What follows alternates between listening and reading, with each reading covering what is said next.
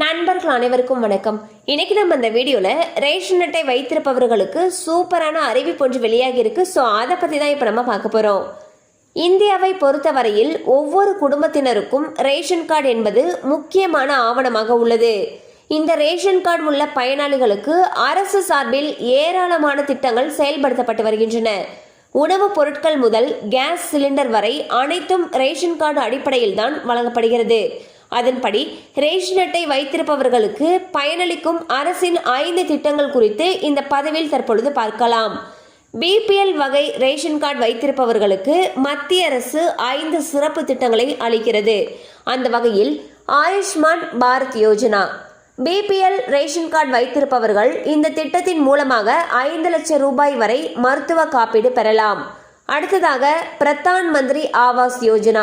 புதிய வீடு கட்டும் பிபிஎல் குடும்பங்களுக்கு இந்த திட்டத்தின் கீழ் 1,20,000 வரை மானியம் கிடைக்கும்.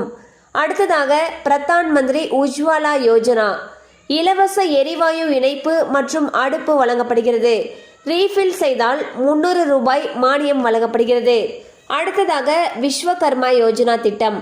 கைவினை கலைஞர்களுடைய திறன் மேம்பாட்டுக்கு 3 லட்சம் கடன் உதவியுடன் பயிற்சியும் வழங்கப்படுகிறது. அடுத்ததாக அந்தியோதயா அன்ன யோஜனா திட்டம். பிபிஎல் கார்டு வைத்திருப்பவர்கள் இந்த திட்டத்தின் கீழ் அரிசி, கோதுமை மற்றும் சர்க்கரை ஆகியவற்றை இலவசமாக பெறலாம்.